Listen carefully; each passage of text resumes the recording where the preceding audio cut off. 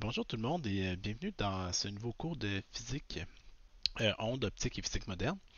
Aujourd'hui, le sujet qu'on va aborder, c'est la diffraction de la lumière. Ok, donc, c'est un sujet qui est très proche de l'interférence. Donc, c'est un autre phénomène ondulatoire, mais au lieu d'être comme dans le cas de l'interférence où on faisait passer la lumière à travers deux fentes pour observer des propriétés ondulatoires de la lumière, maintenant, on va regarder ce qui se passe quand la lumière ne traverse qu'une seule fente. Ok?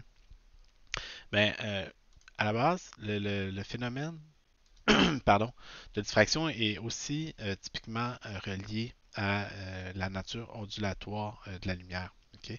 Quand on observe la diffraction, qu'est-ce qu'on observe en fait? C'est qu'on observe l'étalement de la lumière quand elle traverse des très petites ouvertures. Donc évidemment, ça ne se produit pas juste avec la lumière, cette manifestation-là de la nature ondulatoire, en fait, on la trouve par exemple, quand une vague plane, donc une grande vague là, qui vient frapper une ouverture réduite, on va voir apparaître la courbure de l'autre côté de l'obstacle. Donc, même si c'est une grande vague plane qui vient frapper un obstacle, si la dimension de l'obstacle est de l'ordre de la longueur d'onde de la lumière ou de la vague dans ce cas-là, on va voir un étalement de l'autre côté où on va voir apparaître une forme circulaire, puis c'est comme si le point ici agissait comme source d'une onde secondaire.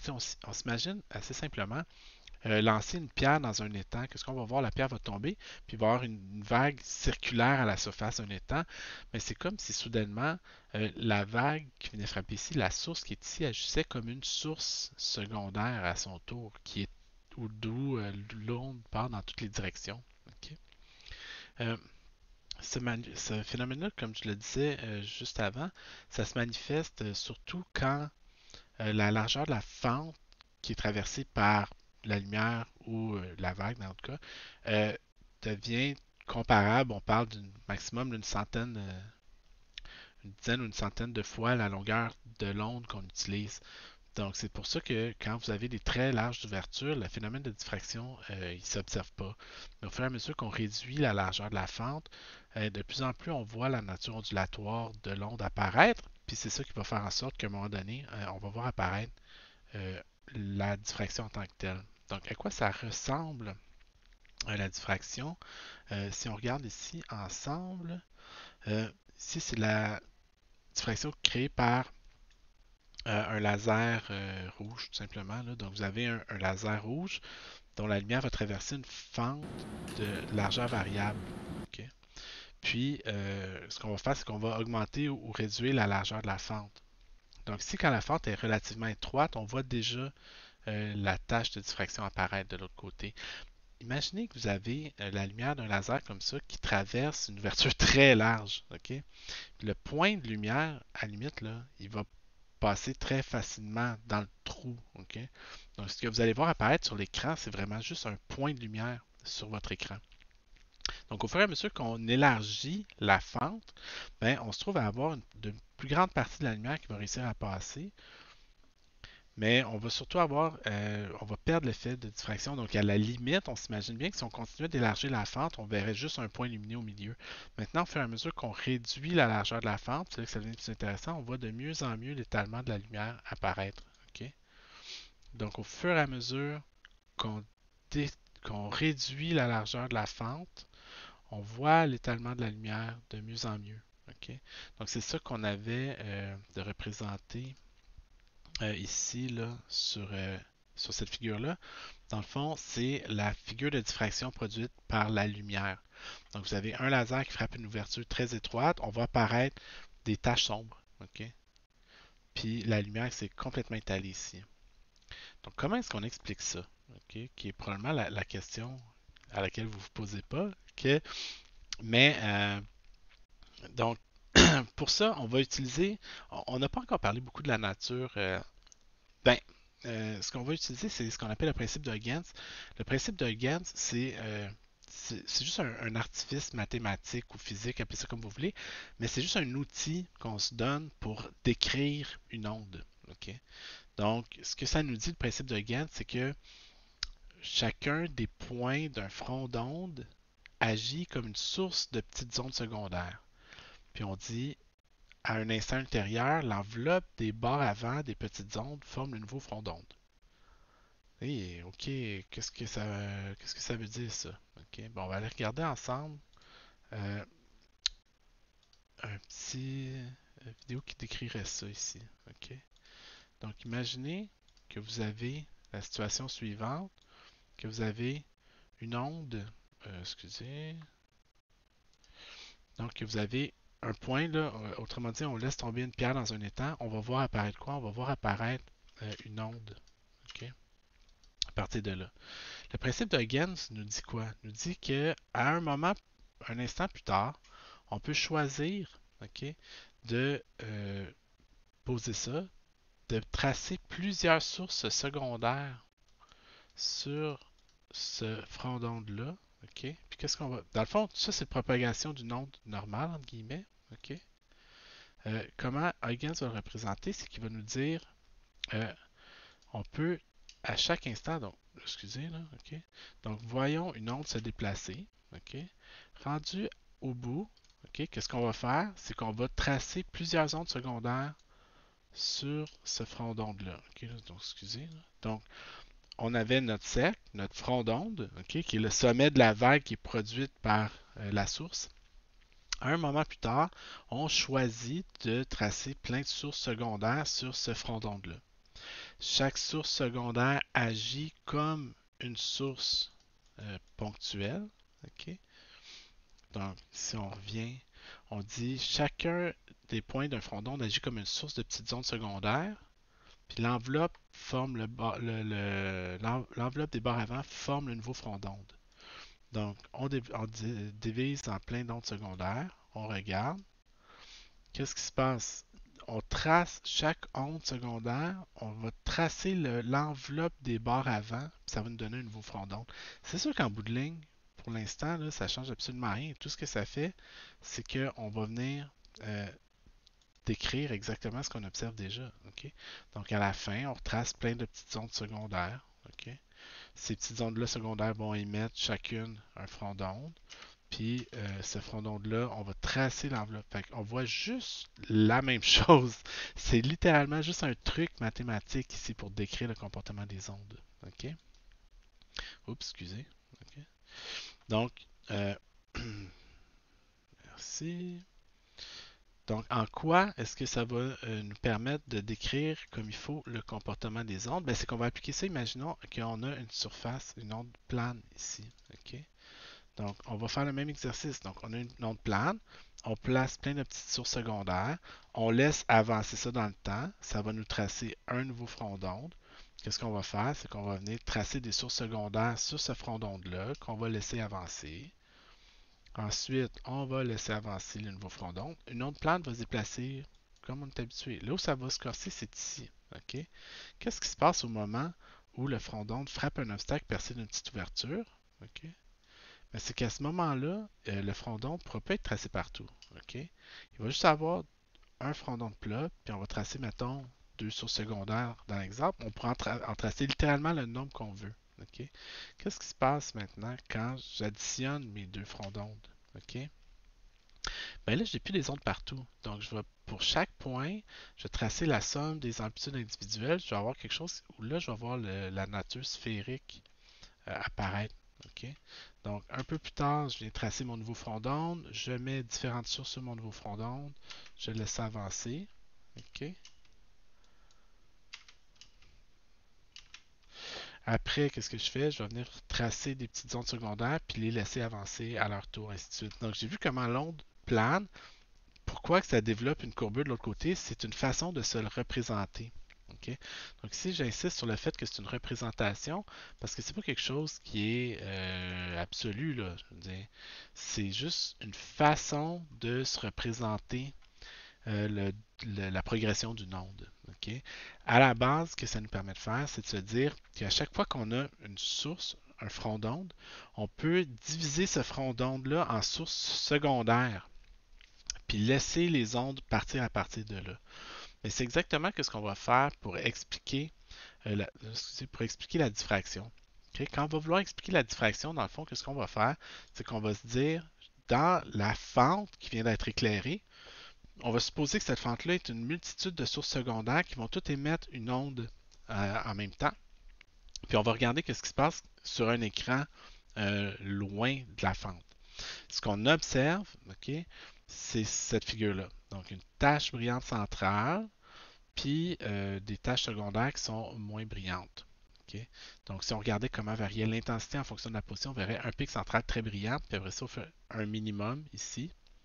Après ça, une tache secondaire moins brillante, un autre minimum ici d'intensité, une tache sombre, puis après ça, un troisième, et ainsi de suite. Ok. Euh, si on veut faire, dans le fond, la question maintenant qu'on va se poser, c'est est-ce qu'on peut trouver facilement la fonction mathématique qui donne cette courbe-là? OK? Donc, est-ce que c'est quelque chose que vous pensez que vous êtes en mesure de faire? OK? Ben, il y a au moins deux façons de faire le problème. OK? Donc, dans la première façon, celle de Fresnel, Fresnel, au niveau mathématique, il était quand même assez hardcore. OK? Donc, Fresnel était un très bon mathématicien. Lui, il s'est dit, je vais placer l'écran proche de la fente. Okay? Au niveau mathématique, ça cause des complications parce que vous vous souvenez probablement que dans la partie précédente sur l'interférence, on avait juste deux rayons qui s'additionnaient sur un écran. Puis ce qu'on avait dit, c'était que les deux écrans, les deux rayons, pardon, se comportaient étaient parallèles. OK? Donc, on supposait que les deux rayons étaient essentiellement parallèles, puis que de cette façon-là, on pouvait faire l'approximation comme quoi nos rayons se suivaient parallèlement, puis c'était facile de trouver le delta, puis le phi, puis tous ces paramètres-là à partir de là. Fresnel, lui, ce qu'il nous dit, c'est non, non, les deux rayons ne sont pas exactement parallèles, donc il faut vraiment y aller à mi-terme, calculer la longueur des deux trajets indépendants, et ainsi de suite. Donc, au niveau mathématique, cette façon de faire-là de Fresnel est vraiment pas simple. OK? Fraunhofer, pardon, par contre, nous a trouvé une façon plus simple, bon, on dit un peu plus simple, c'est quand même pas mal plus simple, euh, de régler le problème. Il a supposé que l'écran allait être loin de l'ouverture. Ce que ça allait causer comme approximation, parce que c'est une approximation, c'est que tous nos rayons qui se déplacent vers l'écran sont tous essentiellement parallèles. Okay? Donc, c'est ça qui est la grosse différence dans la diffraction de Fraunhofer. Lui, il a contourné le problème mathématique. Je trouve toujours que, je sais pas, c'est les portraits, là, je veux dire, Fresnel, il a l'air pas mal straight, là, ok? Il a l'air assez sérieux, assez sévère. Fraunhofer, on dirait qu'il y a un petit sourire de gars, genre, qui se dit ah, Fresnel, pourquoi tu te casses le bicycle à faire ça aussi compliqué? Check bien ça, moi je vais te montrer comment faire ça plus simplement. Puis ça fonctionne bien, ok, l'approximation de Fraunhofer. Donc, dans l'approximation de Fraunhofer, qu'est-ce qu'on va faire? Ben, ça, de façon générale, ok, on va toujours faire la même chose. On va se dire, on va utiliser le principe de Huygens pour décrire la lumière qui traverse la fente comme étant, dans le fond, un paquet de sources secondaires, ok, qui émettent toute de la lumière en phase. Ok? Puis ça va être l'interférence de toutes ces sources-là qui va faire en sorte que l'intensité va varier sur notre écran. Ok? Donc, on dit dans l'approximation de Fraunhofer, qu'est-ce qu'on observe? Dans l'approximation de Fraunhofer, qu'est-ce qu'on vérifie? C'est que nos rayons sont toujours tous parallèles les uns aux autres. Ok? Donc, pardon. Donc, quand les rayons sont tous parallèles, euh, c'est comme si on se trouvait à observer là, le long d'une ligne ici, puis si on trace une même droite parallèle, ok, euh, mettons qu'on regarde une position quelconque, ben là, ce qu'on remarque, c'est que les ondes sont plus toutes en phase en arrivant sur l'écran. Pourquoi? Parce qu'à partir d'ici, ils n'ont plus toutes la même phase, parce qu'ils n'ont pas toutes parcouru la même distance. Okay? Donc ça, euh, si on regarde en plein centre de l'écran, par exemple, on va y revenir là. Okay? Donc, si on regarde en plein centre de l'écran, qu'est-ce qui se passe? Bien, toutes mes ondes secondaires, okay, ont toutes la même phase en partant, puis vont toutes parcourir la même distance au centre de l'écran. Donc, l'intensité va être maximale à cet endroit-là parce que toutes les ondes vont avoir exactement la même phase puis vont interférer de façon totalement constructive. Okay? Mais qu'est-ce qui se passe dès que je regarde à un angle différent? Ben, soudainement, j'ai une certaine différence de marche ici qui est plus petite qu'une demi-longueur d'onde entre la source du haut et la source du bas. Mais à ce moment-là, on voit que toutes les amplitudes de toutes les ondes sont pareilles, sont pas pareilles, sont toutes positives, mais elles ne sont pas toutes pareilles. OK? Donc, il va y avoir un certain déphasage qui va faire en sorte que l'intensité va être plus faible que si je regardais au plein centre. Mais l'intensité est quand même assez grande parce que toutes les ondes ont une amplitude positive. Donc, je suis en train de descendre ici la courbe. Qu'est-ce qui se passe au moment où euh, j'arrive avec un déphasage de une demi-longueur d'onde entre la source du haut et celle qui émet du bas? En fait, c'est que là, à ce moment-là, je vais trouver un minimum. OK? Pourquoi? Parce qu'à ce moment-là, qu'est-ce que je vais observer? OK? Oh, sur toutes mes fenêtres. Oh, bye bye. Excusez. Donc, on disait que si on regarde, bon, ici c'est une animation en fait d'un de mes collègues, de Benoît Laroche, au Cégep. Ce qu'on a ici, c'est une onde plane, donc une vague, ok, qui vient frapper un obstacle de largeur A, une fente de largeur A. Donc, comme on disait, au plein centre de l'écran, toutes mes ondes ont exactement la même phase. Ok. Donc, ils vont toutes s'additionner de façon constructive, puis on va observer un point sur l'écran où l'amplitude, l'intensité lumineuse va être maximale. Par contre, qu'est-ce qui se passe si je commence à regarder un angle plus grand? OK? Donc, si je regarde à un endroit comme ici, par exemple, OK? Qu'est-ce que je remarque? OK? C'est que ils n'ont plus toute la même phase à partir de ce moment-là. OK? Si je regarde de plus près, OK? Ben, je remarque qu'au moment où elle a une amplitude positive, par exemple, l'autre, l'amplitude diminue, diminue, diminue. Puis elle a même une amplitude négative. Donc, elle va s'annuler avec elle, par exemple, interférer de façon destructive. Puis, je vais avoir un paquet d'ondes qui a une amplitude semi-positive. Je vais observer la lumière. C'est sûr que c'est brillant sur l'écran, mais c'est pas brillant comme si c'était en plein sur le centre de l'écran. Donc, qu'est-ce qu'on va faire? C'est qu'on va continuer de regarder de plus en plus loin. Puis, à un moment donné, on va arriver à un endroit où c'est complètement sombre. Pourquoi c'est complètement sombre à cet endroit-là? OK? Donc, si je regarde ici, là, je vois, OK, qu'il y a une différence de marche entre la lumière qui arrive ici en haut et la lumière qui part en bas. En bas, vous remarquerez que j'ai exactement la même phase en bas que j'ai en haut maintenant. Mais ce qu'on observe aussi, c'est que si j'enlève toutes les sources ici, ben, la source du pardon, pas elle, avec elle ici, excusez. OK. Donc la source en haut puis la source juste un petit peu en bas du centre, OK, s'annulent ensemble.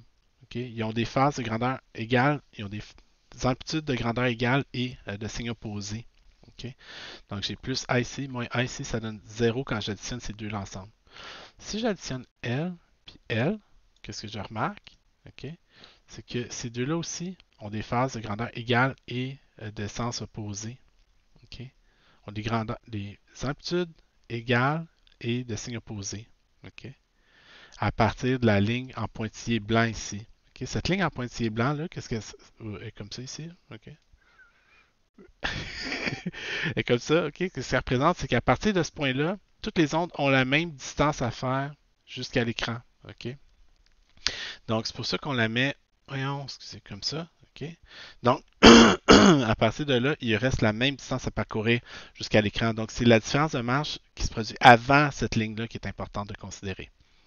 Si on regarde ensuite ces deux sources-là, qu'est-ce qui se passe? Ben, ici, par exemple, leur amplitude est de grandeur égale et de signe opposé. Puis on peut faire cet exercice-là à toutes les deux, ondes pour des paires d'ondes comme ça. Donc là, il y a toujours une onde de la moitié du haut qui s'annule avec une onde de la moitié du bas. Donc en bout de ligne, ils vont finir par toutes s'annuler deux à deux. Puis qu'est-ce qu'on va observer sur l'écran? On va observer un point sombre. Okay? C'est le premier endroit où on va observer une tache sombre sur l'écran. Okay? Donc c'est pour ça qu'à cet endroit-là, dans ma figure, qu'est-ce qu'on va observer? Okay? Au moment où pardon, l'onde du sommet interfère de façon destructive avec l'onde au centre, ben là, je vais avoir une demi-longueur d'onde de différence de marche entre ces deux sources-là, puis ça va donner l'amplitude 0 sur l'écran. Ensuite, je vais tout pouvoir les annuler deux à deux comme ça. OK? Donc, c'est le premier endroit pour lequel l'intensité va être nulle. Donc, comme je disais, vous avez la source du haut qui va interférer avec celle qui est au centre. Comme ils vont avoir une demi-longueur d'onde de différence de marche relative l'une à l'autre, ben, ça va donner l'interférence destructive. Puis par la suite, je peux prendre celle juste en dessous avec celle juste en dessous, celle juste en dessous avec celle juste en dessous. Ils vont tous s'annuler 2 à 2. Donc en bout de ligne, qu'est-ce que j'ai? J'ai juste un paquet de rayons qui s'annulent ensemble 2 à 2. Donc ça va me donner un point où l'intensité sur l'écran va être complètement nulle. OK? Donc c'est pour ça que j'observe un premier minimum de diffraction à cet endroit-là. Donc c'est quoi la relation entre la largeur de la fente et la position sur l'écran à cet endroit-là? OK? Ben, au premier minimum de diffraction, pardon, qu'est-ce qu'on va avoir? Qu'est-ce qu'on aime faire en physique? On aime faire des triangles rectangles. Donc, je sais qu'à ce moment-là, ma fente mesure A. Donc, au milieu de la fente ici, ça mesure A sur 2. Il faut que la source qui est en bas ici interfère de façon destructive avec celle qui est juste en haut. Donc, il faut que j'aille une demi-longueur d'onde ici. Donc, j'ai un triangle rectangle dans lequel j'ai l'hypoténuse qui mesure A sur 2. Puis, j'ai le côté opposé qui mesure lambda sur 2. Si mon angle au sommet est de θ degrés, qui est le même angle que l'angle auquel j'observe à l'écran, okay, donc ça, c'est la même géométrie que la situation de l'interférence. Okay? Donc, c'est comme si j'avais de l'interférence, mais boosté, parce qu'au lieu d'avoir juste deux faisceaux, j'en ai comme 12 là-dedans. Là. Okay?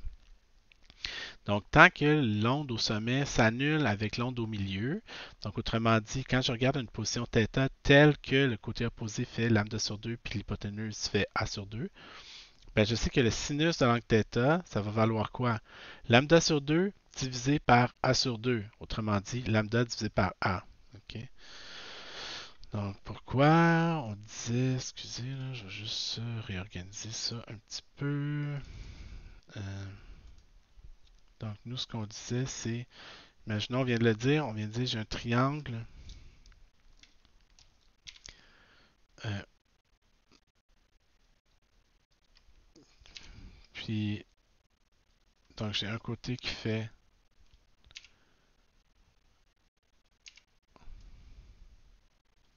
Donc j'ai un côté qui fait. Si, ça c'est la moitié de la largeur de la fente. Puis ceci, il faut que ça soit une demi-longueur d'onde. Puis ça, c'est la position à laquelle j'observe sur l'écran, dans le fond, qui est la même que la position sur laquelle j'observe sur l'écran. OK? Donc je sais que le sinus de θ va être égal à quoi? Côté opposé divisé par hypoténuse. Il me reste lambda sur A, pardon, fois 2 sur 2 là, qui disparaissent. OK? Donc chaque fois que ma différence de marche, pardon, ça c'est ma différence de marche qui est égale à lambda sur 2. OK? Je vais trouver un premier minimum quand à une position θ telle que sin de θ est égal à lambda sur A. Autrement dit, quand lambda est égal à A fois sin de θ. Donc ça, je vais avoir un premier minimum à cet endroit-là. OK? Pardon. Par la suite, qu'est-ce qui va se produire? C'est que je peux continuer de regarder à des angles de plus en plus grands. OK? Donc, ici, là, excusez, il faut que je fasse deux, trois affaires en même temps. OK? Donc, voyons. Qu'est-ce qui se passe si je regarde ici, dans le deuxième minimum, puis que là, je regarde de plus près ce que j'observe? Bien là, c'est que j'ai encore des sources qui s'annulent. OK? Donc, j'ai cette onde-là puis cette onde-là ont des phases de grandeur égale, mais de signe opposé. OK? Donc, elle va s'annuler avec elle qui est au quart de la largeur de la fente. OK? Donc, après, elle puis elle vont s'annuler. OK? Comme on le voit ici. Après, elle puis elle vont s'annuler. OK? Puis, ça va être comme ça jusqu'en bas de la fente. Donc, j'ai toujours une onde qui s'annule avec une onde qui est située un quart de la largeur de la fente en dessous d'elle. OK? Donc, l'onde au début, puis l'onde un quart de longueur, un quart de largeur de fente plus bas vont être vont être telles que la distance ici correspond à une demi-longueur d'onde. OK?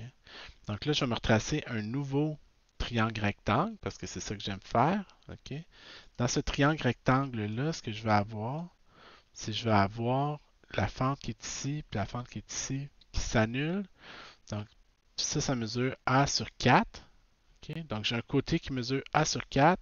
J'ai un côté qui mesure lambda sur 2. Si je regarde le sinus de mon angle θ, le sinus de mon angle θ va donner lambda sur 2 divisé par A sur 4. Donc, si je regarde la situation ici maintenant, puis que je dis que j'ai un triangle rectangle,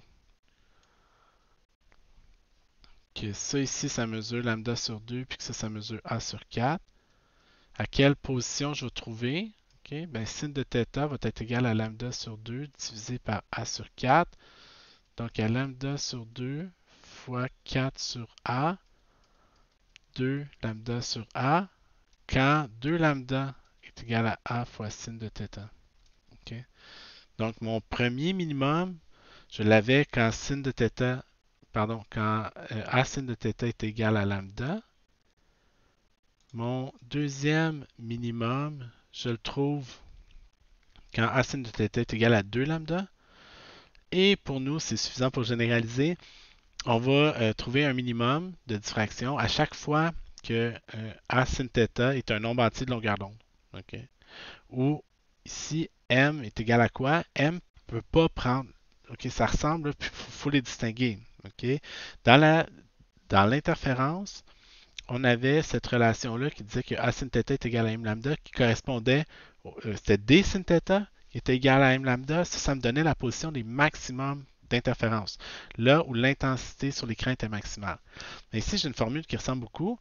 A sin θ est égal à M lambda, mais sauf que ça ne décrit pas du tout la même chose. Ici, ça décrit les points sombres dus à la diffraction sur mon écran. OK? Donc, ça va tracer des endroits là où j'ai des minimums de diffraction, des taches sombres dans ma figure de diffraction. Une autre chose qui distingue cette formule-là de celle qu'on utilisait pour l'interférence, c'est que cette formule-là, on ne peut pas mettre m égale à 0. Okay. Quand m égale à 0, qu'est-ce que je trouve? Je trouve que sin θ est égal à 0, autrement dit que θ est égal à 0, autrement dit, je regarde au centre de l'écran. Mais au centre de l'écran, l'intensité n'est pas nulle. L'intensité est maximale. Donc, je ne peux pas utiliser cette formule-là avec m égale à 0 pour décrire l'intensité au centre. L'intensité au centre est juste maximale. Okay.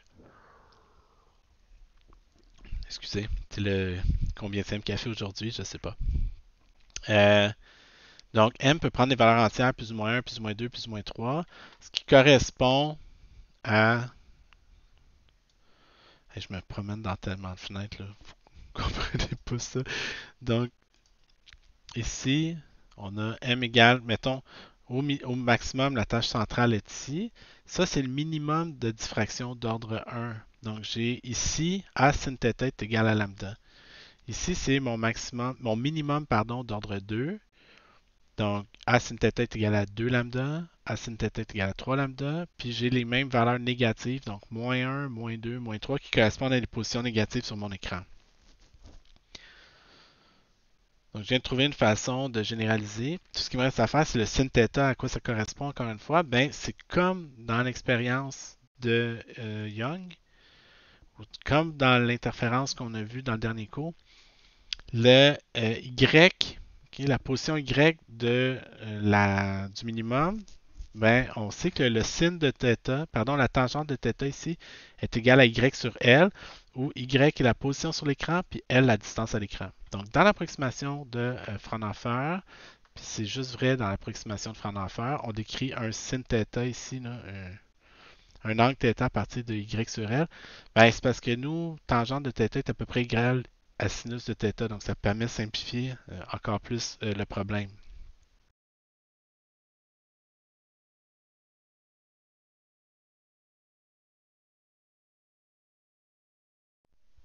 Bon, j'espère que je n'ai pas perdu le son depuis trop longtemps. Donc, ce qu'on dit, c'est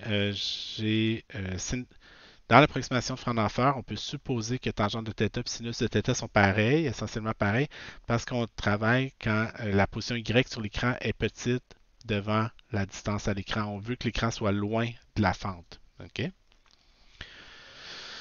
Ensuite, donc, ça décrit bien où on trouve les minimums, les minimums, pardon. Donc, les minimums sont quand j'ai sin theta, A sin theta est égal à lambda, A sin theta est égal à 2 lambda, 3 lambda, ainsi de suite.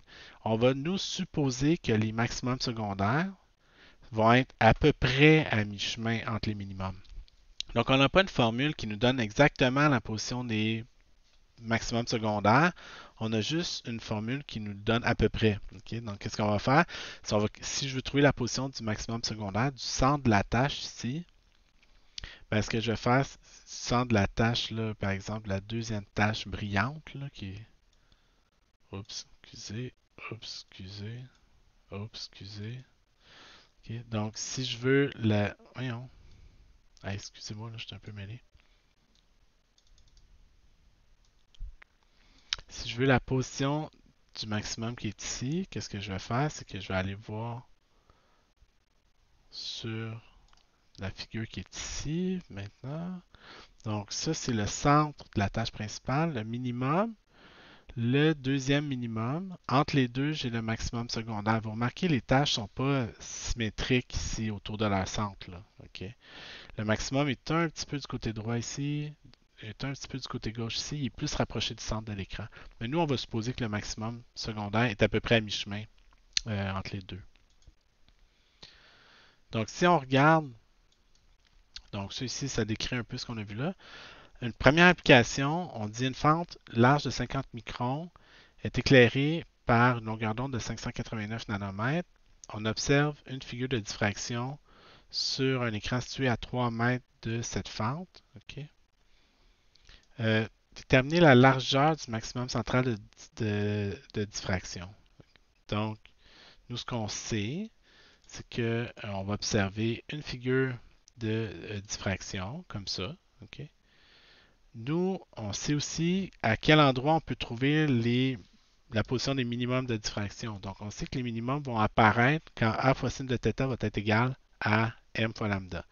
Si je cherche la position du premier... Oh, est-ce que c'est rendu ça? Perdre... OK. Donc, si je cherche la position du premier minimum, je sais que je vais la trouver quand A fois sin de θ va être égal à lambda, tout simplement. Okay? M égale à 1 pour le premier minimum.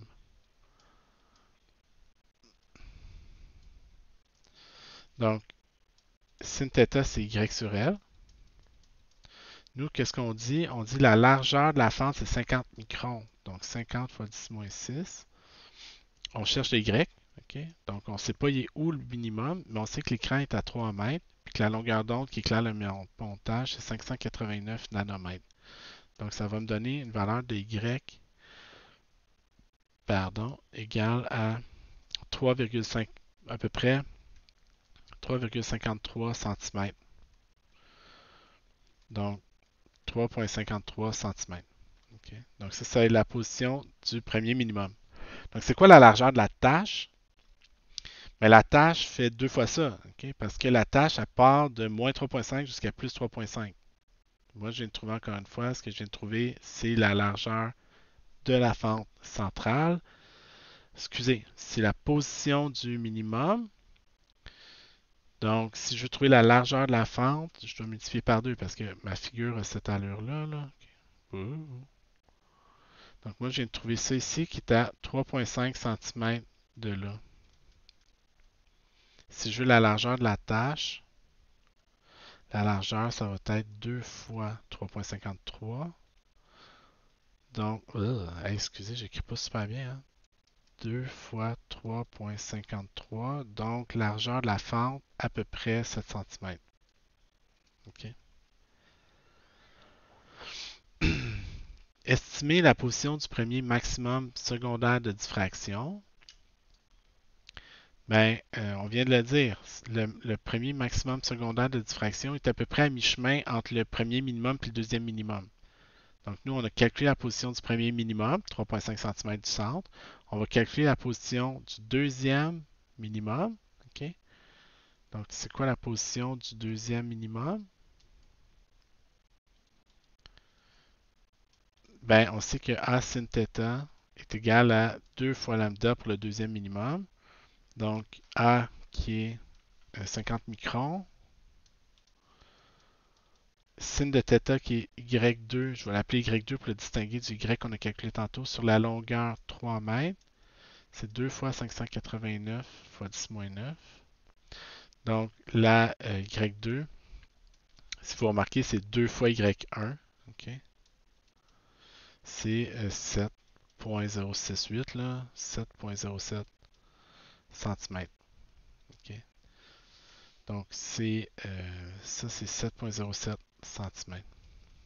Puis nous, si on cherche la position du maximum, tout ce qu'on a à faire, c'est à faire la moyenne entre les deux valeurs. Donc, je sais que mon premier est à 3.5, mon second est à 7.07. C'est quoi le point à mi-chemin entre ces deux points-là? La position du max secondaire, ça va être tout simplement 3.5 plus 7.07 divisé par 2, donc à peu près 5.3 cm. Donc, ça, c'est la position du maximum secondaire, donc l'endroit où le milieu de la tâche, OK, secondaire ici. OK. Donc, on dit que ça, c'est à 5.3 cm du centre de la figure.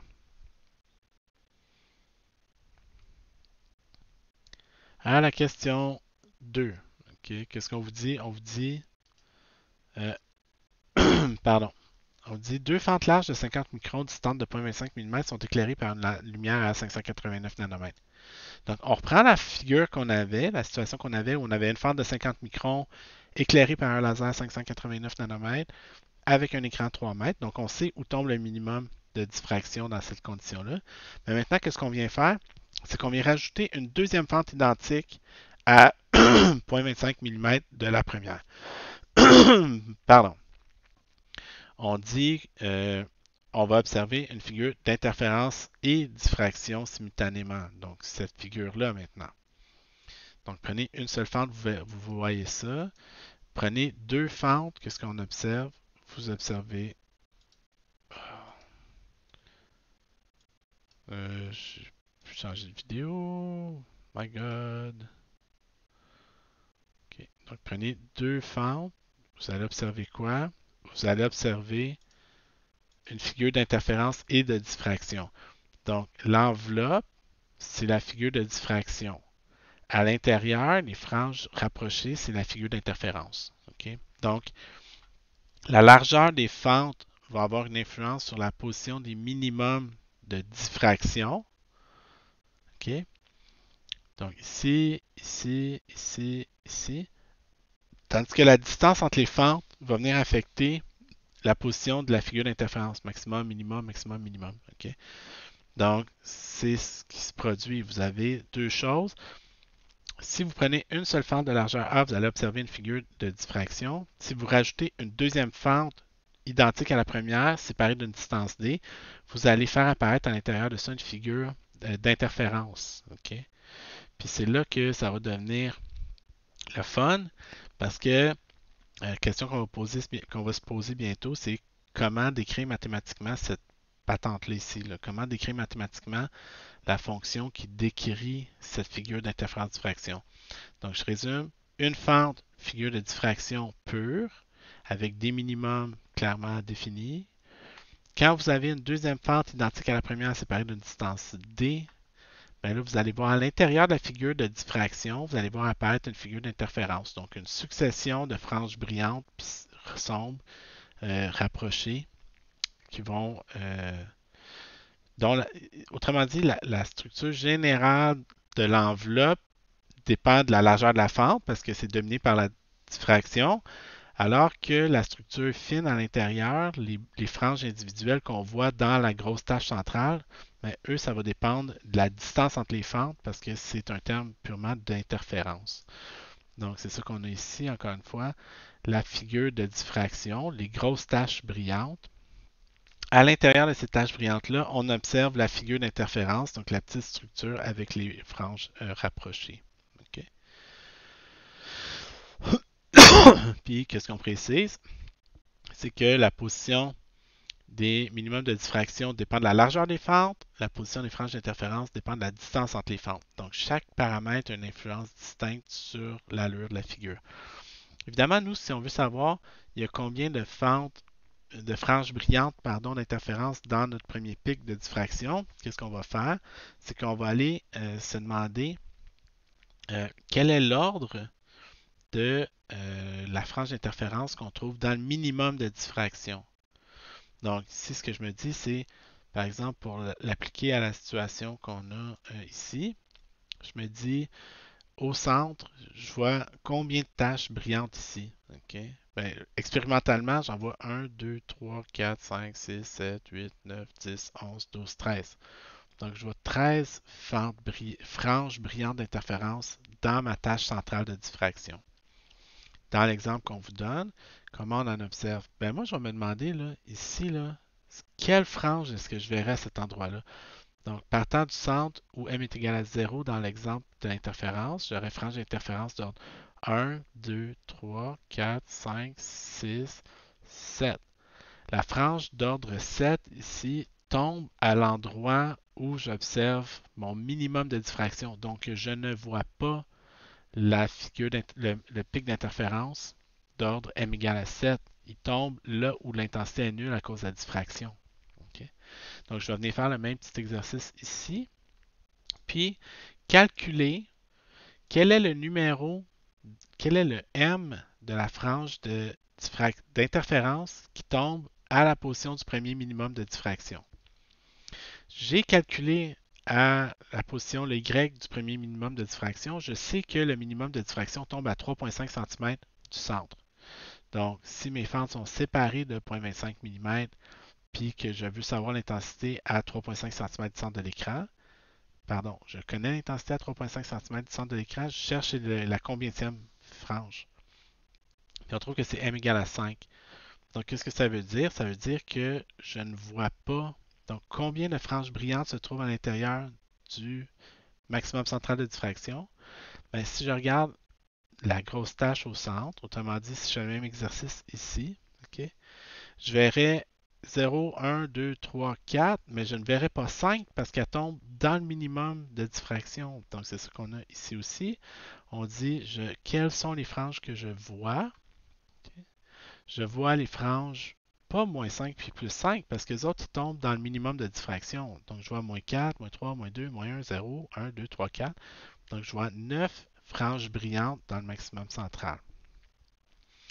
En fait, assez simplement, le rapport D sur A va me donner la position du minimum, le numéro de la frange d'interférence que je trouve dans mon minimum de diffraction. Okay? Donc, vous prenez D, vous divisez par A, ça va vous donner, le rapport entre les deux vous donne le numéro de la frange d'interférence à la position du premier minimum de diffraction. Donc, si j'applique cette relation-là, oups, excusez. Okay. OK. Donc, si j'applique cette relation-là ici à ce que j'observe dans l'écran, OK. Pardon. Donc, oh my God, j'ai tellement de fenêtres ici. Donc, appliquer par exemple à la figure en jaune, ben, comme on disait, au centre c'est 0, 1, 2, 3, 4, 5, 6, 7. Je ne vois pas la frange brillante d'ordre 7. Ça veut dire que le rapport D sur A est égal à 7 dans mon exemple, ici dans la vidéo. Ça veut dire que D sur A est égal à 7 dans la vidéo. Pour le jaune. OK. Donc, ça veut dire que la distance entre les fentes, D, est 7 fois plus grande que la largeur des fentes. Okay? Donc, ça, je suis capable de conclure ça juste parce que la frange numéro 7 d'interférence, je ne la vois pas parce qu'elle tombe là où je trouve mon minimum de diffraction. Okay? Pardon. Donc, c'est ça. Donc, moi, j'en ai 9 dans mon exemple. Okay? Donc, comment maintenant calculer l'intensité dans un patron de diffraction? Donc, autrement dit, comment la question qu'on se pose, c'est quelle est la fonction, puis vous allez voir si c'est une pas pire, quelle est la fonction qui décrit cette courbe-là? OK, ça, de toute évidence, c'était pitonné. OK? Donc, il y a une fonction mathématique qui décrit l'allure de cette courbe-là. Quelle est cette relation-là? Ben, on va revenir à ce qu'on a fait dans le dernier cours ou l'autre juste avant. C'est-à-dire, qu'est-ce qui se passe quand j'ai deux ondes déphasées, OK, l'une par rapport à l'autre. Donc, quand j'ai, par exemple, deux fentes, donc je vais juste vous faire un petit dessin en même temps de ça. Donc, dans le cas de la diffraction, de l'interférence, pardon, OK, on avait comme ça deux sources qui s'en allaient sur un écran. On disait, ah, elle parcourt une différence de marche delta par rapport à elle. À cette différence de marche delta, on fait correspondre une différence de phase phi. Puis, on dit, si j'additionne une onde qui a une amplitude A avec une onde qui a une amplitude aussi A, mais qui est déphasée de phi par rapport à la première. Donc, il faudrait que je mette ici, là, si je représente une onde, donc c'est kx moins oméga t. On sait que l'amplitude résultante, c'est 2A cos de phi sur 2 fois sin θ plus phi sur 2. Ça, on a vu ça une couple de fois déjà. Donc ça, l'intensité est égale à 4A carré cos carré phi sur 2. Donc c'est comme ça que que je suis capable de décrire l'intensité à n'importe quel endroit sur l'écran. Mathématiquement, il y a une autre façon aussi de faire ça. OK? Comment on peut faire ça autrement? On peut faire ça avec ce qu'on appelle les vecteurs de Fresnel. Les vecteurs de Fresnel, qu'est-ce que c'est? C'est une représentation dans l'espace de comment additionner des vecteurs, comment additionner des ondes qui n'ont pas la même phase, par exemple. C'est une application des vecteurs de Fresnel. Donc ici, si on regarde, qu'est-ce qu'on a? On a une première onde ici qui a une certaine phase θ, OK? Qui correspond à kx moins oméga t. À cette onde-là, on représente l'amplitude A ici de mon onde par un vecteur qui pointe à une phase θ. On sait qu'on a un deuxième vecteur de phase qui représente ma deuxième onde, qui est déphasé de phi radian par rapport à la première. Ce que ça veut dire, c'est que ça veut dire qu'il y a un angle de phi radian entre les deux. Comment je fais pour additionner ça? Mais je ferai comme pour n'importe quelle addition de vecteurs. Donc, je vais prendre le vecteur en rose, puis je vais venir le mettre au bout du vecteur en orange, puis ça va me donner le vecteur en bleu. Donc, moi, j'ai ajusté ça pour que la somme de mes vecteurs soit purement alignée le long de l'axe vertical ici, juste pour des raisons de simplicité. Ce que ça veut dire, par contre, c'est que si l'angle entre les deux est de phi radian, ici, le demi-angle fait phi sur 2. OK? Puis à ce moment-là, excusez-moi, 2 secondes. Wow! Hey, il y a des affaires des fois ici. OK. Donc, j'avais un premier vecteur comme ça, un deuxième vecteur comme ça. La somme des deux, donc je prends lui, je vais le mettre au bout. La somme des deux me donne un vecteur purement aligné le long de l'axe Y. Quelle est la grandeur de ce vecteur-là? Ben, si ça mesure A, puis que ça mesure phi sur 2, ça, c'est mon côté adjacent ici. Okay? Donc, le cos de phi sur 2 est égal à quoi? Le A' qui est ici, là. OK? Le cos de phi sur 2 est égal à A' sur A. Donc, A' est égal à A fois cos de phi sur 2.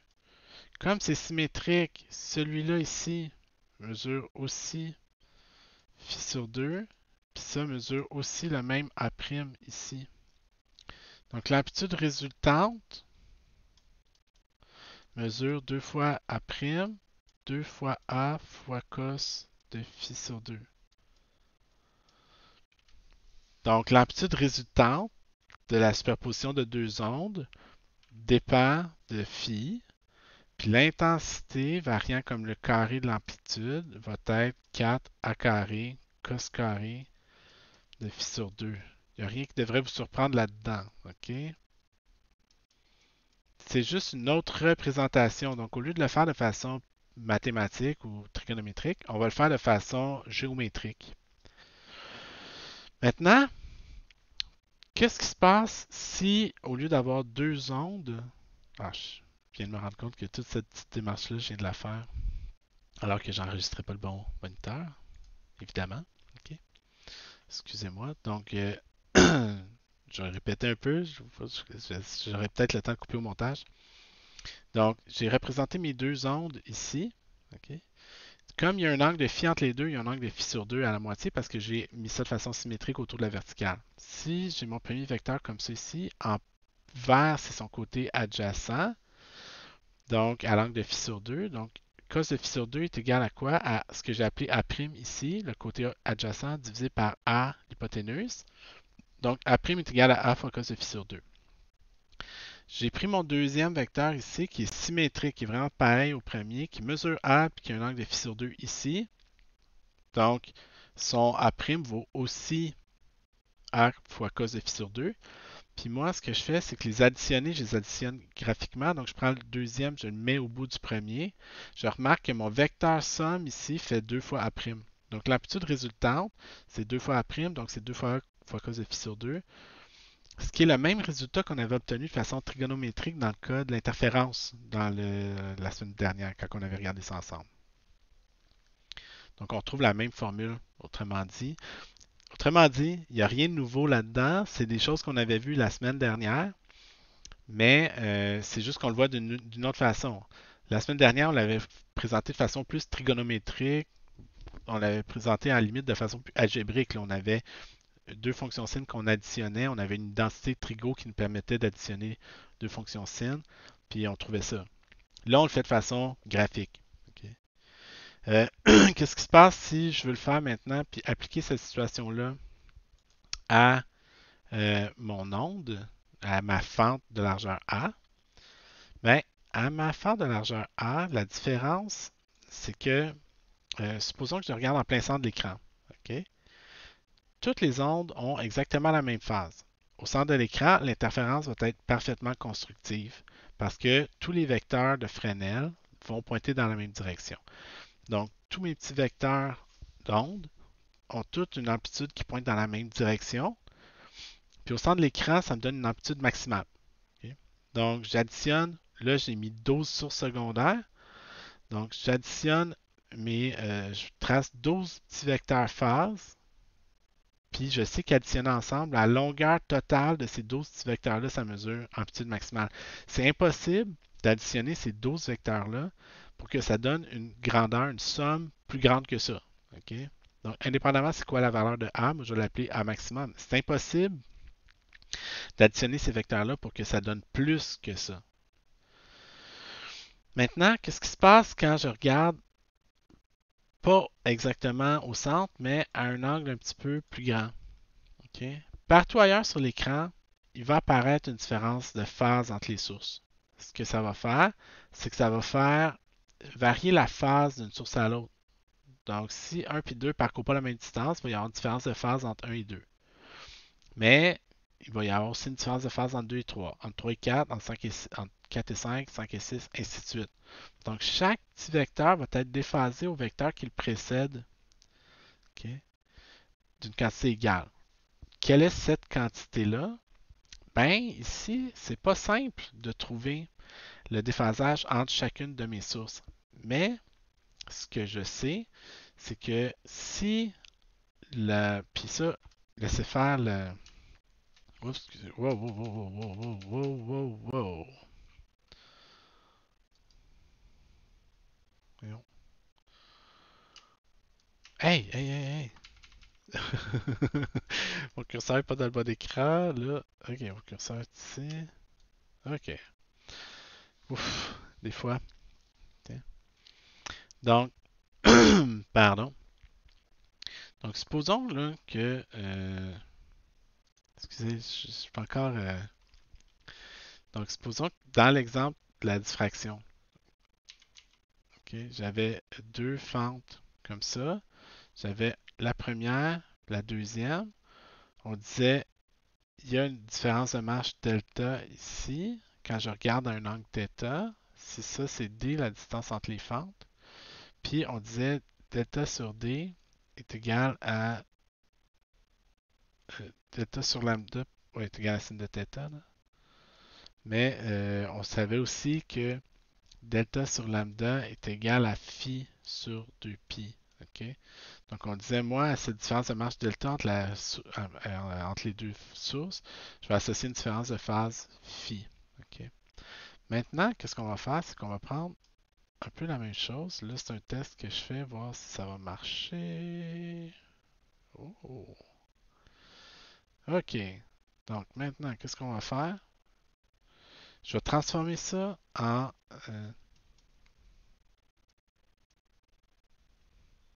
voyons, pourquoi ça ne veut pas effacer? Oups. Je sais pas ce que j'ai fait là.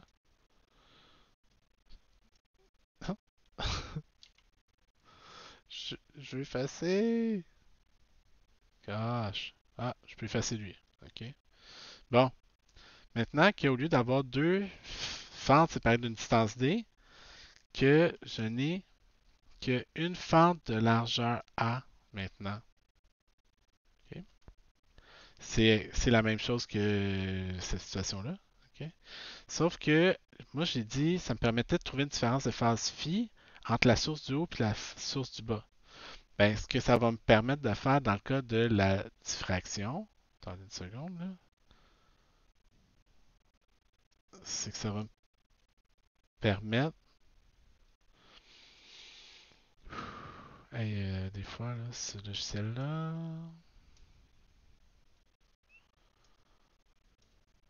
non, ok, il y a de quoi que, encore une fois, qui m'échappe avec ça. C'est que si à cette différence de marche delta, j'associe une différence de phase phi dans le cas de la diffraction, dans le cas de l'interférence, ici, dans le cas de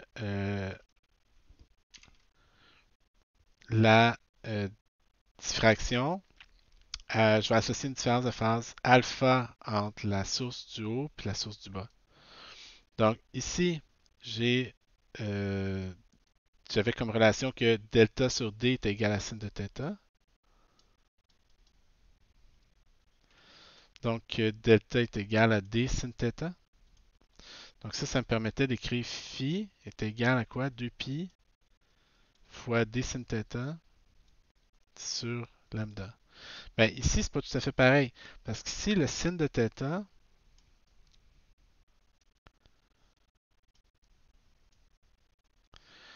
ici, le sin de θ est égal à delta sur A. OK? Donc, delta est égal à A fois sin de θ. Puis maintenant, je peux isoler alpha, qui va être 2pi fois A sin de θ sur lambda. Remarquez? Donc, ce que je veux dire à la base, c'est que la source en bas est déphasée d'une quantité alpha par rapport à la source en haut. OK? Donc, si je regarde dans mes notes de cours, c'est pour ça que j'avais tracé ça comme ça veut dire que je sais pas, je sais pas c'est exactement comment varie la phase de tous mes petits vecteurs individuels, mais je sais que la dernière source, ok, sa phase est un angle alpha par rapport à la première source en haut. Donc, si mon premier vecteur en haut, je l'ai aligné parfaitement horizontal, je sais que mon dernier vecteur fait un angle alpha avec mon premier vecteur. Donc, il y a une différence de marche delta qui est apparue en bas. OK? Mais à cette différence de marche delta, je vais associer une différence de phase alpha, OK, entre la source en bas et la source en haut. Comme on vient de le dire, on sait qu'à ce moment-là, que delta sur lambda est égal à alpha sur 2pi, que delta est égal à racine de θ, ce qui me permet d'écrire que alpha est égal à 2pi fois a sin θ sur lambda. Okay? Où sin de θ est à peu près égal à tangente de θ est égal à y sur l. C'est la même démarche.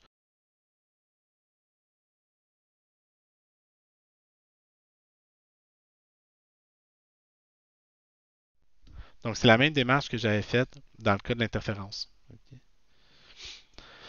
Bon, est-ce que je suis capable de trouver l'intensité par maintenant? Là, c'est là que ça va être un petit exercice d'imagination. Ok. Donc, comment je peux faire ça?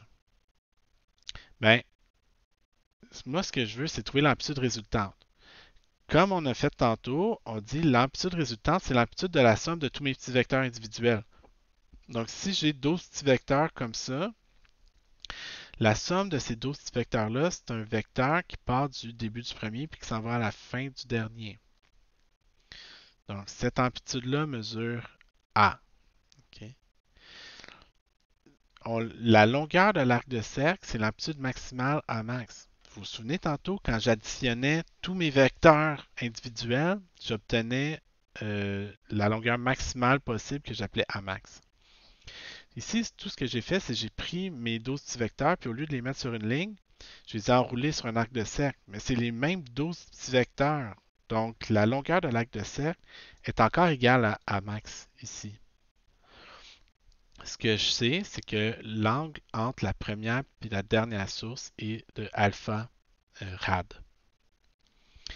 Comment je peux trouver le lien entre A max, puis alpha? Ok. Je sais que A va dépendre de alpha, mais comment? Ok, je peux trouver ça. Donc, vous remarquerez dans les notes de cours, vous avez un indice. Ok. Je vais me tracer une structure ici qui est un gros triangle, si on veut. Ok. On aime ça, les triangles rectangles. Ok.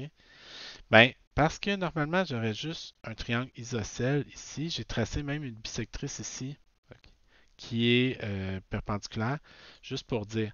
Donc, R, grand R ici, c'est le rayon de l'arc de cercle formé par mes vecteurs de Fresnel. On le précise, là, au cas où que c'est pas clair, il n'y a aucune signification physique. Ok. C'est juste, j'ai un arc de cercle ici, je trace R, le rayon de ce cercle-là. Évidemment, si j'ai un angle droit ici, puis que j'ai un angle droit ici, si j'ai un angle alpha ici, ben j'ai le même angle alpha au sommet ici. Ok. Donc ça, c'est l'angle supplémentaire. L'autre façon de le voir, c'est que si ça c'est alpha, ça c'est l'angle supplémentaire à alpha. J'ai un polygone à quatre côtés. La somme des angles intérieurs doit donner 360. J'ai deux angles droits, donc la somme des deux autres doit être 280. Si lui mesure supplémentaire à alpha, lui mesure alpha. Si vous n'êtes pas sûr de ça, vous vérifierez votre trigo. Ok.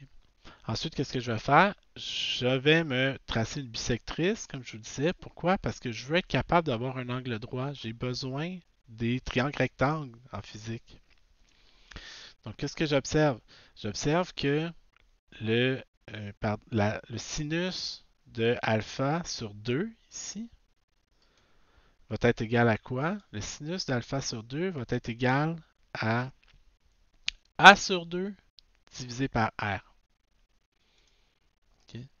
Donc, le sinus d'alpha sur 2 est égal à A sur 2 divisé par R, ou encore A sur 2 est égal à R fois alpha sur 2.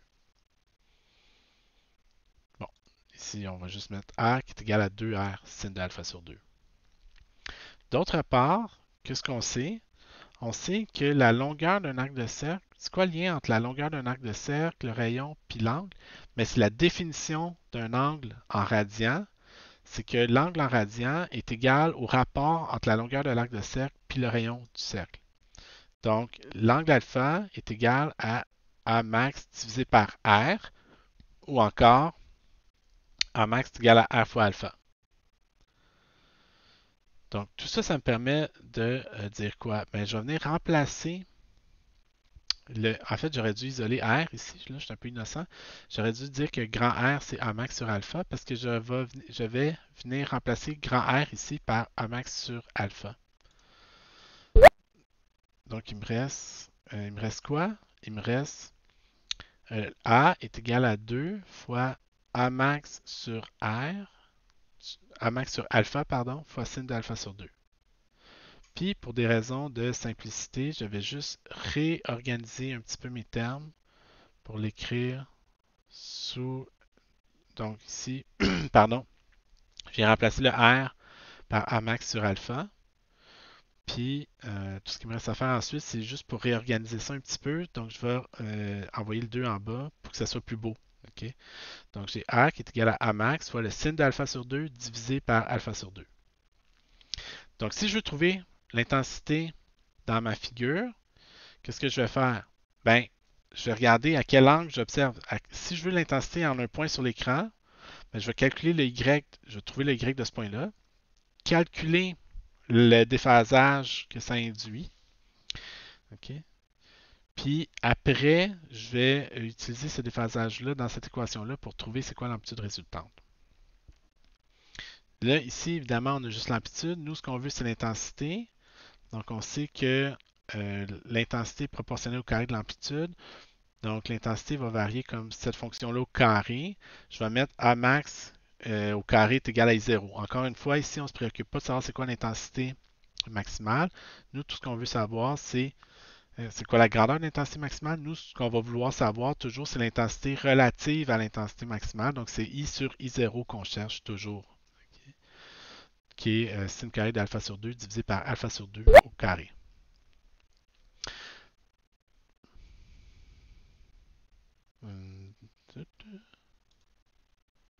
Donc, c'est ça. Donc, si on veut, encore une fois, si on veut trouver l'intensité à une position Y quelconque sur l'écran, bon, on utilise le Y pour calculer le sin θ. On utilise le sin θ pour calculer l'alpha. On utilise l'alpha dans l'équation qu'on a ici, puis ça va me donner le rapport entre l'intensité et l'intensité maximale. Maintenant, si on met tout ça ensemble, OK, quand on a de la diffraction, on a une figure d'intensité due à la diffraction uniquement. Donc, la diffraction, c'est impossible de s'en tirer. Okay? On va toujours avoir de la diffraction. Dès que la lumière traverse une fente étroite, on va toujours avoir de la diffraction.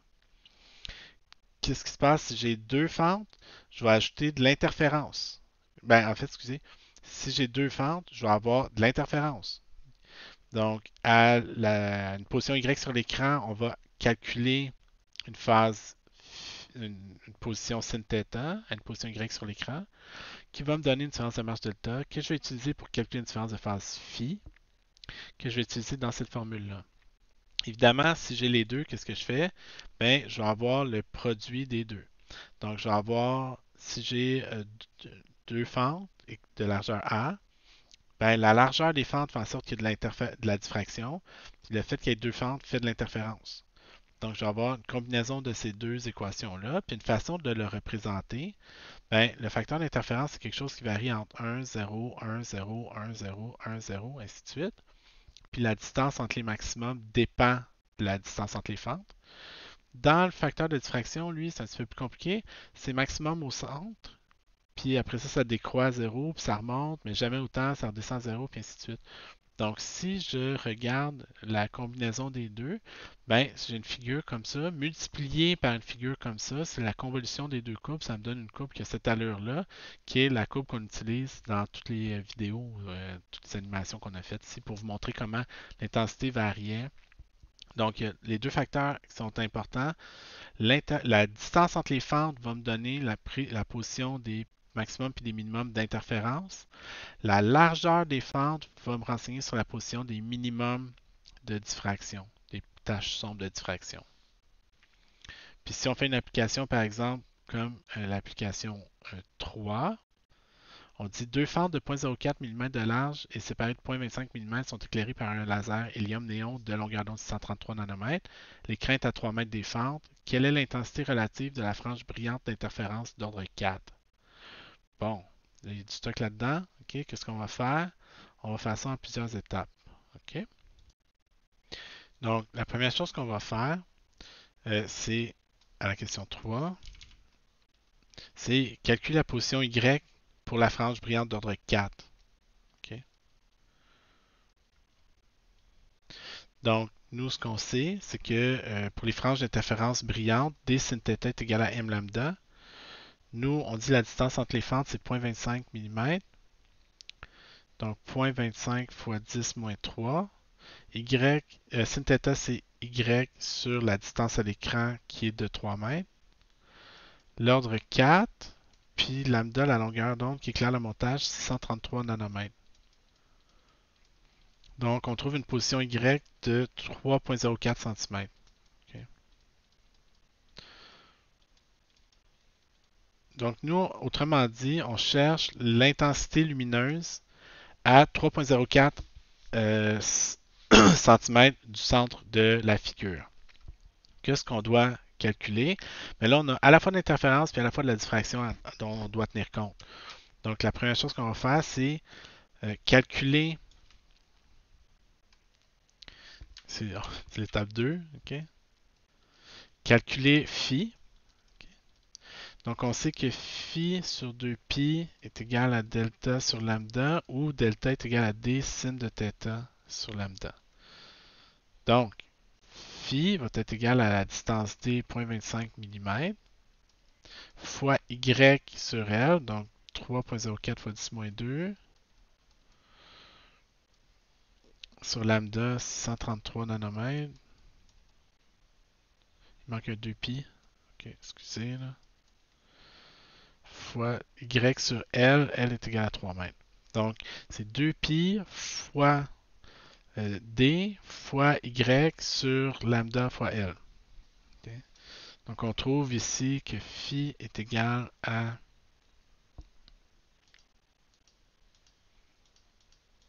25,15 rad.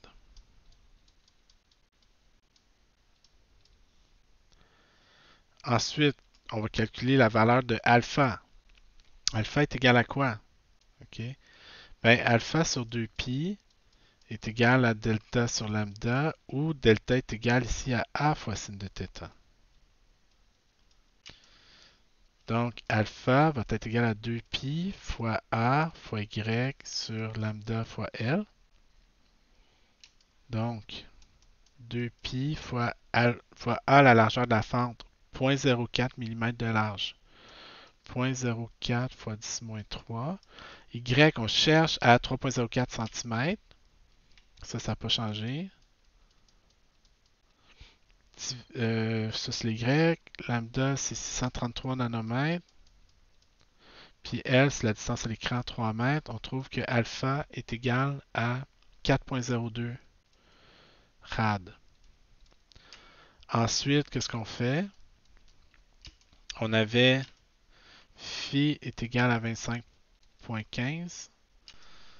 Donc, on cherche I qui est égal à I0, une certaine intensité maximale, fois le cos carré de phi sur 2, fois le sin carré d'alpha sur 2, divisé par alpha sur 2 au carré. Donc, appliqué là-dedans, nous, ce terme-là ici, si vous le pitonnez, ça donne 1. C'est normal. OK? Pourquoi? Ben, le facteur d'intensité dû à l'interférence est égal à 1. Ben, on a calculé les Y en posant qu'on était dans un maximum d'interférence. Ça ne devrait pas vous surprendre que l'intensité relative de l'interférence donne 1. Ce terme-là, lui, donne 20,2%. Okay? Donc 0,202.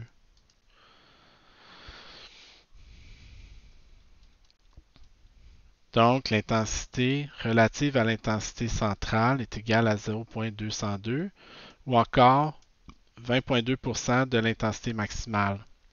Okay? Donc, c'est comme ça qu'on utilise cette relation-là. Donc, il y a juste cette formule-là qui est dans la liste de formules parce que c'est elle qu'on utilise toujours. Okay? Question suivante, ce qui est intéressant ici, okay, on dit la figure d'interférence-diffraction ci-dessous a été recueillie par un capteur placé à 4 mètres d'une paire de fentes. La longueur d'onde est de 633 nanomètres. On vous demande de déterminer la largeur des fentes. Autrement dit, c'est comme si vous alliez faire l'expérience. Vous mesurez l'intensité sur une figure d'interférence-diffraction, puis tout ce que vous avez noté, c'est la distance entre les fentes puis l'écran, puis la longueur d'onde du montage. On vous demande de déterminer la largeur des fentes. Mais la largeur des fentes est reliée à quoi? La largeur des fentes est reliée à la figure de diffraction, si vous vous souvenez. Donc, qu'est-ce que vous allez aller faire? Vous allez noter la position du minimum de diffraction. Donc, ici, je vais regarder. Qu'est-ce que j'observe? J'observe que j'ai un minimum de diffraction. Pourquoi ça ne veut pas? OK. J'ai un minimum de diffraction ici à peu près 0, 1, 2, 3, 4, 5, 6, 65. À peu près 0,65 mètres. Donc, à peu près à 6,5 cm, j'observe un minimum de diffraction. Okay. Donc, pour la diffraction, je sais que A fois sin de θ est égal à m lambda en général. Pour le premier minimum, A fois y sur L est égal à lambda. Donc, la largeur de la fente, c'est tout simplement lambda fois L divisé par Y. Lambda, 633 nanomètres. L, la distance à l'écran, 4 mètres. Puis la position ici du premier minimum, qui est d'à peu près 6,5 cm. Donc, 0,065. Si je fais ça, qu'est-ce que je trouve? Je trouve que A est à peu près égal, c'est pas exactement égal, là, mais A est à peu près égal à pardon, 3,9 fois 10-6, là, si je le calcule. 3,9 fois 10-5, pardon. Ce qui est à peu près 40 fois 10-6, ce qui veut dire 40 microns, okay, qui est la réponse qui est encadrée ici. On dit ensuite déterminer la largeur entre les fentes. Pardon, la distance entre les fentes.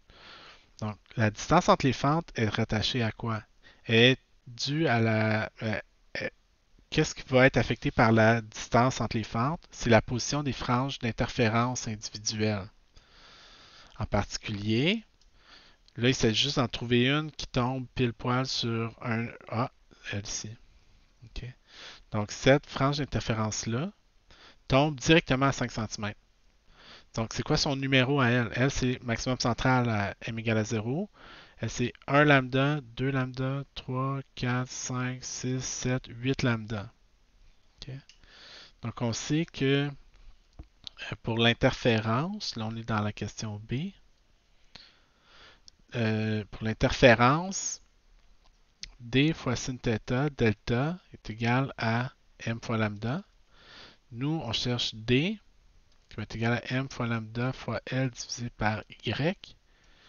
Donc, à 5 cm, j'ai mon maximum d'ordre 8. À Y égale 5 cm, j'ai mon maximum d'ordre M égale à 8. Donc, D est égal à 8 fois 633 nanomètres fois la distance à l'écran 4 mètres divisé par Y qui est 5 cm. Donc, je trouve une distance D d'environ, si je le calcule, à peu près 4 fois 10-4 mètres. Okay. Si je le pitonne. Environ. Donc, c'est 0,4 mm comme posé dans la question. Voyons, j'ai où mon curseur? Il est ici. Donc ici, dans la question, 1,4 mm qui est là. Un autre truc qu'on aurait pu utiliser, c'est quoi le rapport D sur R? Okay. Donc ici, j'ai ma frange d'ordre 8. Ça, c'est la frange d'ordre 9. Ça, c'est la frange brillante d'ordre 10. Donc, on se souvient que D sur A me renseigne sur l'entier d'interférence à la position du premier minimum de diffraction. Donc, moi, j'ai 10, qui est le numéro qui est égal à 10 ici. Donc, 10 est égal à D sur A. A, c'était 4 fois 10-5. Donc, D est à peu près égal à 4 fois 10-4. Okay. Donc, ça a de l'allure. Okay. Mètre.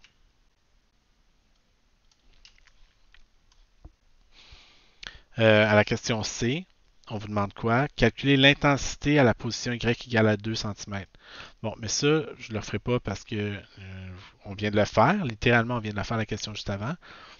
Mais 1, 2, on voit que l'intensité, c'est à peu près ici. Là. Okay, voilà. Donc, l'intensité à 2 cm, c'est à peu près, ouais, c'est à peu près ici. Okay. Donc, on parle, là, c'est pas clair, là, c'est dans cette région-là, là, c'est autour de 50%. Là, okay. On dit, en fait, c'est 55 si vous calculez. Okay. Puis pour le calculer, qu'est-ce qu'on va faire? Même chose. Pour le calculer en C, on va calculer phi, on va calculer alpha. Ensuite, on va tout plugger ça dans notre formule cos carré phi sur 2 fois sin carré alpha sur 2 sur alpha sur 2 au carré. Okay.